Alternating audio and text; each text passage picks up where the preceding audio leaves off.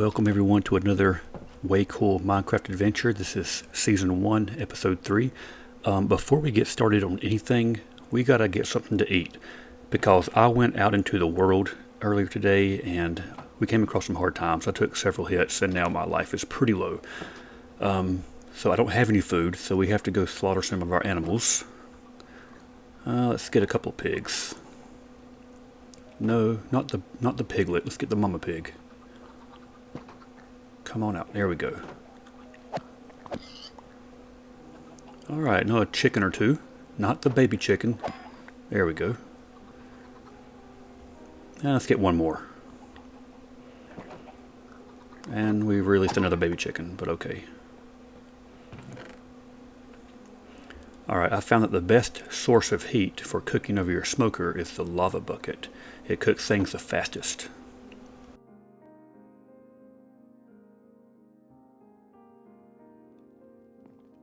So let's cook our pork chop and our chicken.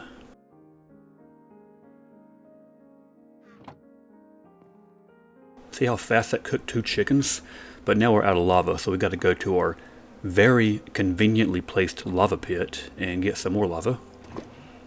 As you can see, I've been doing some work here on the farm. We'll get to that later. Let's close the gate behind us.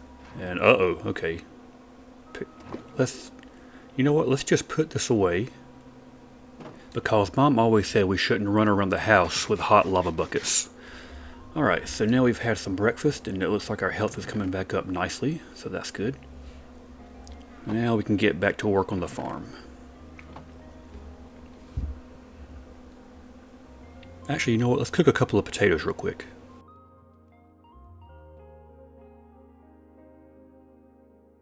Alright, now we got some baked potatoes. So we got some roast chicken, some pork chops, and some baked potatoes. That makes for a lovely breakfast.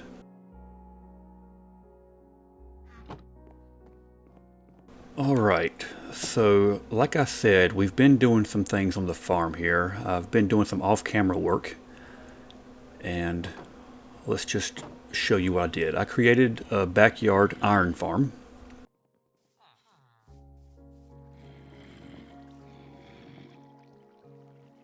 So as you can see here, we've got the death pit, we've got the zombies down here, we've got our chest and the hopper, and we got our villagers freaking out.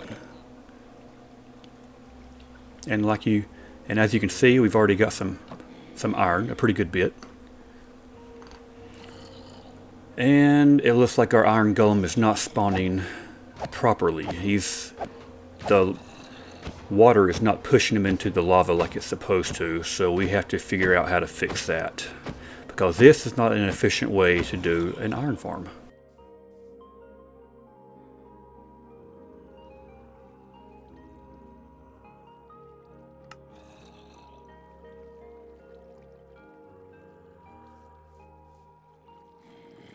Okay, but before I get started on trying to fix this little problem, let me just show you what I did to build this iron farm.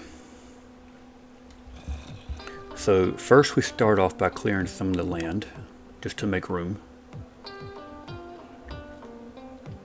The next step is to dig a hole about 7 blocks deep and place 3 beds, because that's where the villagers need to sleep.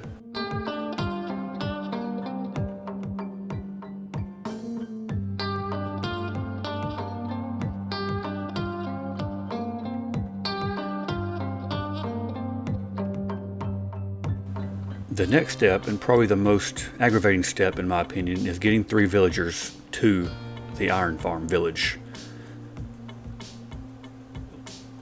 But luckily I'm building close enough to a village where it wasn't too bad.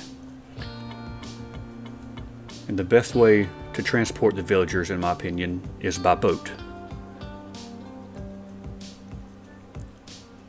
Doesn't make the most sense logically, but it works the best way. Because I didn't have anything in my inventory that allows villagers to follow you on foot. I don't know if there is anything like that, but I found that the boat method works good enough.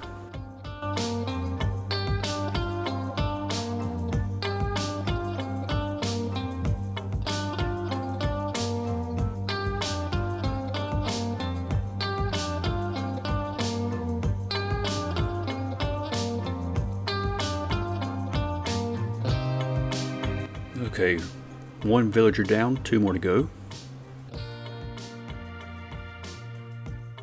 And we're gonna back it on up here.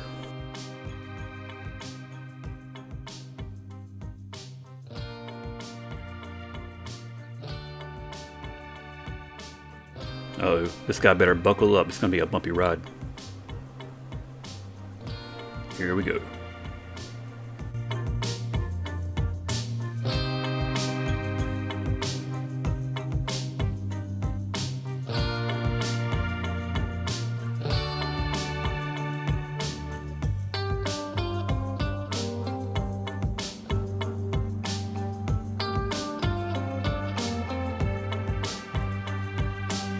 Okay, now this next step may not be the most efficient way to get a villager into the pit, but it is the funnest way, in my opinion. Dig out the hole wide enough so you can just drive the boat right down into the hole.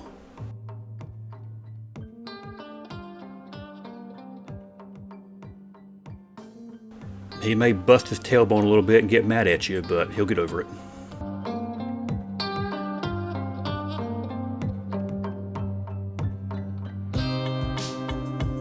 And 3, 2, 1, and drop. Alright, there's 2 villagers down, 1 more to go.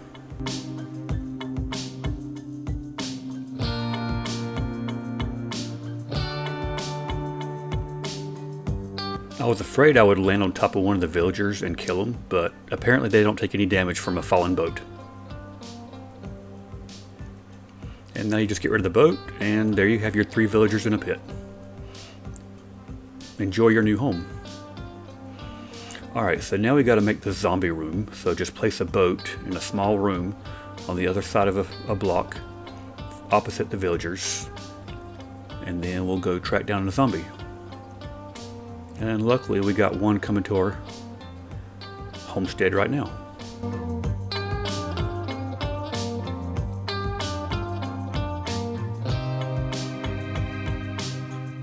And what's better than 1 zombie? 0 zombies, but what the heck, we'll take 2 anyway. I'll put you both in a boat, I don't even care.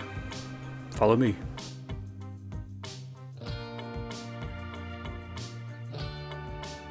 Alright, so lure the zombies into a hole. Fortunately, this did not go as planned. They would not take lightly to getting in a boat, so they killed me first and then got in the boat. But whatever. I go back and get my stuff anyway, no big deal. But now we got zombies in a boat. So my next step will be digging this area out a little bit better so I don't have to take a hit from them whenever I go down like that. We'll get that fixed up. This is my first attempt at an iron farm in survival mode, so I'm learning as I go here. Alright, so now we're going to expand the land a little bit and dig our pit, our death pit, for the iron golem to spawn. Okay, so here I realized I forgot to turn on my flashback recording until after I finished digging the pit, but it's pretty easy to see what I did. I built a pit 2 blocks deep, 7 by 5, and placed some signs in such a way so that the lava block only flows into the one in the middle. And on the opposite wall of the lava pit, or the lava brick, I've put 2 water buckets at each corner, and hopefully that will push the iron golem into the lava block. So we'll see if this works as intended.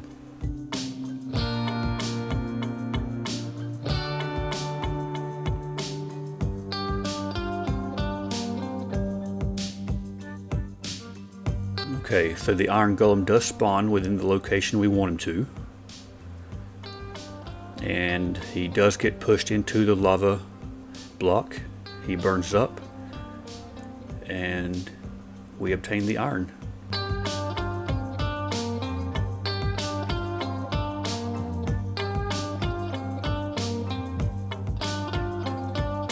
Okay, let's take a look underneath. So obviously this is where I have the iron hopper and the chest. In the same room as the zombie room, for easy access to the chest.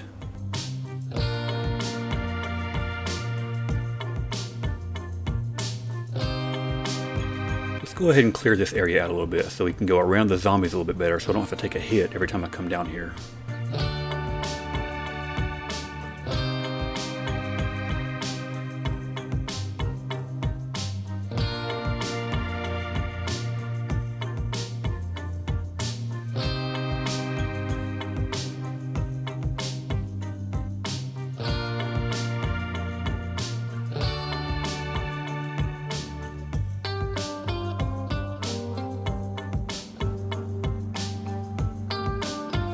I'm not sure what you call these water zombies, but we have enough zombies in our pit, so we don't want this guy down there.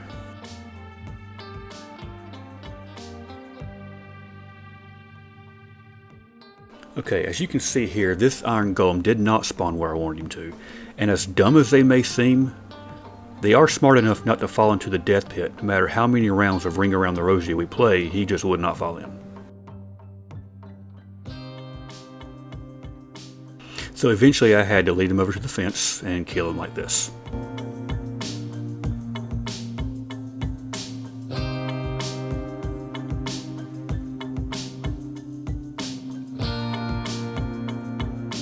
And all we have to do now is just go clear the path where he spawned and where we don't want him to spawn. So I just need to clear off some more path here. So now that shouldn't be a problem again. Let's take a look from the villager's perspective. I'm sorry, you guys, but your fear equals my iron armor, baby. That's what I'm talking about.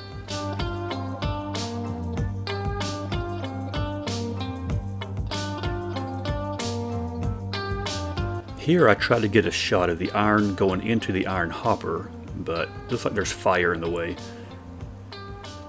But anyway, what happens? The iron hopper pulls the iron into it, the hopper places it in the chest, and from the chest into my hands.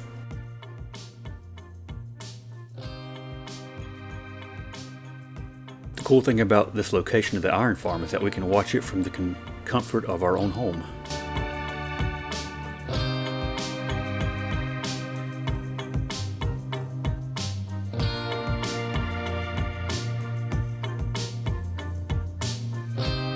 Darn, didn't make it upstairs in time to see it.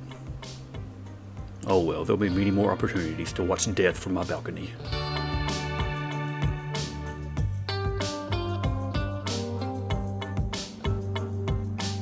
Okay, so as you can see here, the iron golem spawns sometimes in such a way that the water will not push him into the lava block. So I have to do a little bit of work to figure out what's going on there, because this is not the most efficient way for an iron farm to work.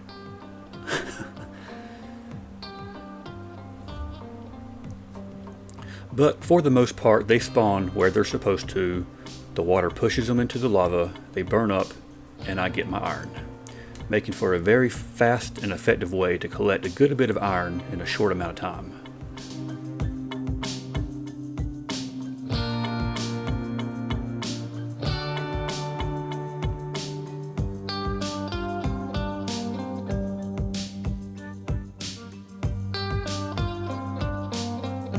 I hope you enjoyed this quick episode of how my backyard iron farm was built, and we'll see you in the next episode where I try to make it a little bit more efficient and a little bit more automated the way it's supposed to be.